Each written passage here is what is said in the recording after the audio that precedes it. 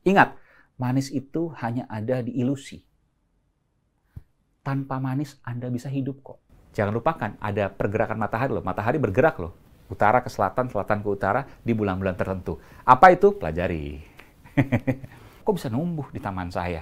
Meskipun akhirnya saya nggak kembangkan lagi karena tempatnya harusnya nggak di situ, jadi kita pindahkan, dan pada saat kita pindahkan sayangnya mati.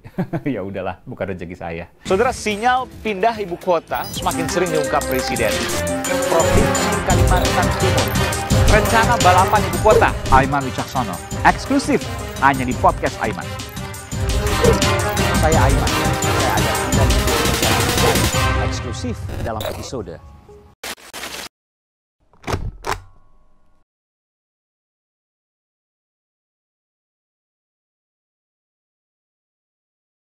Halo saudara, bagaimana kabar Anda? Semoga Anda senantiasa dalam keadaan sehat dan baik-baik saja. Kita berjumpa lagi dalam podcast Aiman Wicaksono musim kedua, season 2, yang merupakan hasil kolaborasi antara Kompas TV, Media Podcast Network, dan Trusty Talent Management. Sebelum mulai, jangan lupa untuk follow dan beri rating pada podcast Aiman Wicaksono di Spotify dan subscribe YouTube Kompas TV supaya Anda tidak tertinggal episode terbarunya. Di musim kedua ini, saya akan berbagi cerita menarik dan berkesan seputar penggarapan program Aiman di Kompas TV, dan juga ini yang baru, kehidupan saya menjadi seorang jurnalis. Yang belum pernah saya ceritakan sebelumnya, semua akan saya bagikan eksklusif hanya di podcast Aiman Wicaksono. Baiklah saudara, episode kali ini saya akan berbagi kisah soal salah satu hobi saya, yakni berkebun.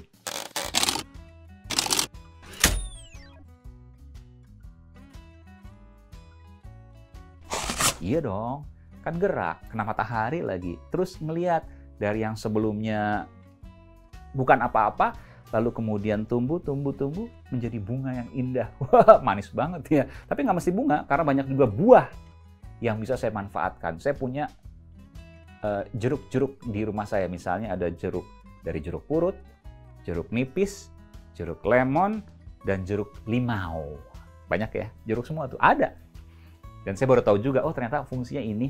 Ternyata misalnya jeruk purut, buahnya ada dia, tapi sepengetahuan saya sampai saat ini belum pernah menggunakan. Tapi daunnya itu kalau dibikin rempeyek enak banget.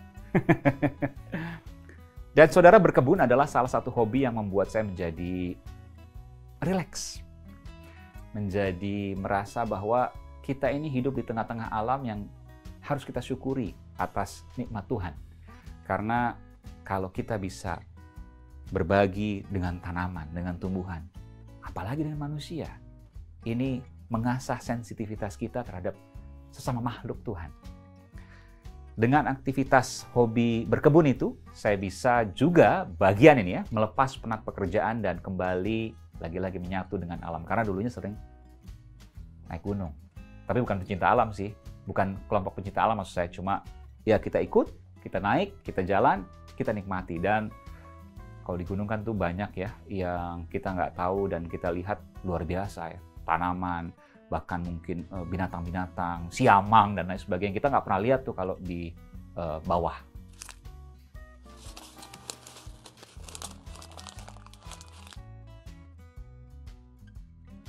Awalnya karena ada tanah lebih ya, kurang lebih begitu di rumah, karena saya memang nggak suka rumah yang terlalu besar, tapi sebaliknya saya suka rumahnya biasa aja tapi tamannya yang besar.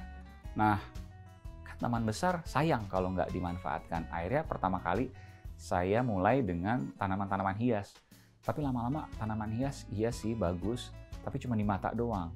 Rasanya sayang ya kalau nggak bisa dimanfaatkan lagi. Coba deh beberapa tanaman hias kita ganti dengan tanaman produktif. mulai pada waktu itu adalah tanaman cincau. Oh, kenapa saya tanam cincau ya? Kenapa? Karena setelah saya tahu cara pembuatan cincau. Jadi cincau itu kan dibuat bukan diolah dengan air panas dan sebagainya, bukan kan? Dia olahnya olah dingin. Dari daun kemudian diperas kurang lebih gitu ya, lalu kemudian hasil perasannya itu memunculkan itulah cincau yang kelihatan kayak agar-agar tadi. Lalu kemudian dimasukkan ke kulkas. Nah, kalau kita makan kan nggak ada proses desinfektannya tuh, nggak ada proses pemanasannya. Kalau dikasih kimia ya nggak juga lah, kan kita nggak mau, kita maunya alami. Nah, disitulah, udah deh, kan enak nih kalau seandainya misalnya sore-sore atau malam-malam misalnya minum cincau gitu ya. Tapi kalau saya nggak pakai gula sih, atau kalau pakai gula hanya sedikit sekali supaya buat ada icip-icip. Tapi keseringan nggak pernah pakai gula, jadi cincau biasa aja. Mungkin agak aneh ya, tapi saya sudah biasa. Ingat, manis itu hanya ada di ilusi. Tanpa manis Anda bisa hidup kok. Tapi gula tetap perlu ya, karena kalau nggak bisa gula, mikirnya jadi terlambat.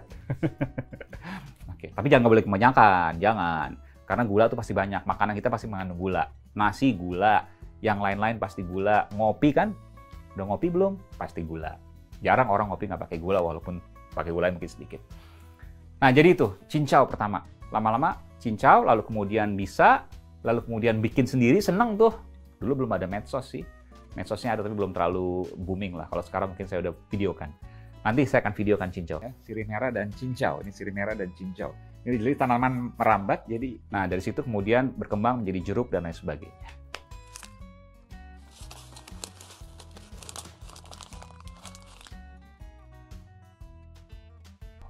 Memerlukan lahan yang luas sebenarnya nggak juga, karena banyak sekali sekarang yang bisa dilakukan. Contohnya adalah banyak ya kalau kita lihat di media sosial tuh berkebun dengan lahan yang vertikal, berkebun dengan lahan yang ada di rumah tapi bisa maksimal. Banyak kok caranya. Mereka lebih jago-jago dan itu bisa kita kolaborasi dengan para mereka itu.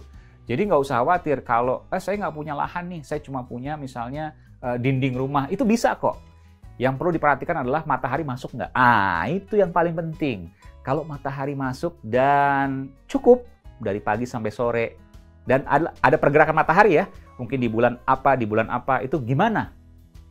Perlu diperhitungkan juga. Jadi jangan sampai, oke, kita senang nih di bulan April sampai Oktober, dia berkembang tuh.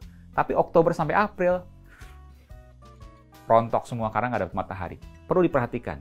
Jadi arah pergerakan matahari utara-selatan itu wajib diperhitungkan pada orang yang mau berkebun. Jadi Anda yang mau berkebun, jangan lupakan ada pergerakan matahari loh. Matahari bergerak loh. Utara ke selatan, selatan ke utara di bulan-bulan tertentu. Apa itu? Pelajari.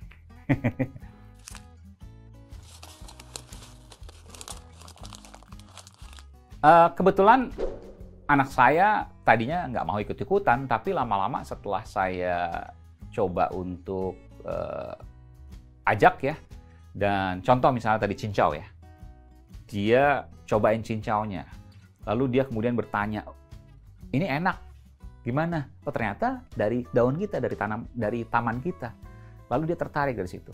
Nah memang kalau anak itu mungkin harus diajak ketika dia punya manfaat, lalu dia merasa ada sesuatu yang dia butuhkan di situ, baru dia tertarik. Tapi kalau tiba-tiba, ayo kotor-kotoran, main tanah, kita ini nggak akan mau. Tapi apa yang dia dapatkan dari situ, baru kita kemudian ajak untuk mengarah ke sana. Dan selain ada manfaat yang bisa saya dapatkan dari tanaman-tanaman yang tadi saya sebutkan, misalnya jeruk, daun jeruk, jeruk nipis, jeruk limau, lalu kemudian tanaman obat, sirih merah, cincau ya. Saya juga mengatur sedemikian rupa sehingga tetap enak dipandang. Jadi seolah-olah tanaman hias, tapi punya manfaat. Meskipun tanaman hias yang lain juga ada. Seperti pisang-pisangan, saya nggak tahu nama aslinya apa ya, tapi bagus sih. Bentuknya gepeng-gepeng gitu, warnanya pink, merah jambu, dan gradasi ke arah putih. Bagus.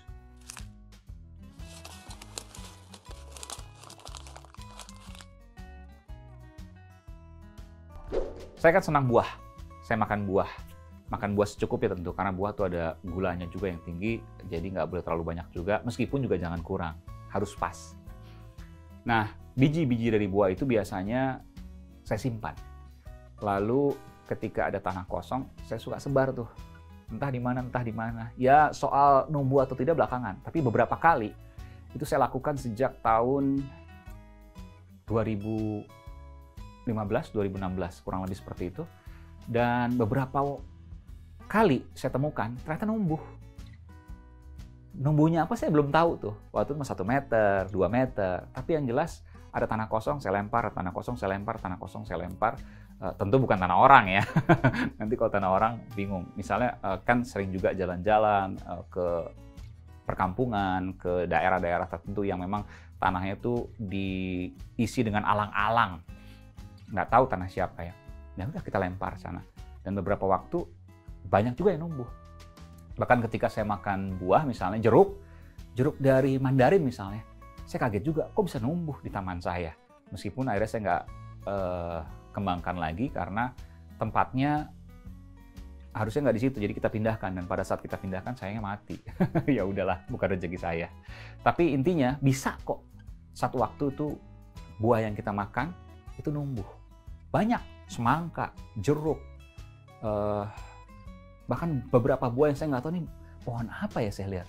Tiba-tiba udah numbuh 1 meter lebih.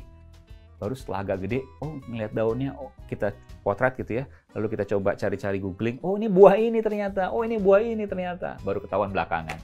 Jadi jangan pernah meremehkan tindakan kecil. Sekecil apapun, Anda makan buah, seberapapun bijinya Anda kumpulkan, lalu Anda sebar ke beberapa lahan yang diisi alang-alang, yang tentu bukan kebun orang ya. Lalu kemudian ketika Anda sebar ke sana dan itu numbuh, itu luar biasa. Ketimbang alang-alang yang tumbuh, mending jeruk mandarin kan. Berkebun dengan segudang manfaat yang akan diraih, seperti hasil tanaman yang akan kita konsumsi, juga kesehatan mental yang bisa membantu kita untuk menjaganya. Itulah yang saya lakukan dalam waktu senggang saya. Terima kasih sudah mendengarkan. Tunggu kisah menarik lainnya dari podcast Aiman Wicaksono di episode berikutnya. Salam!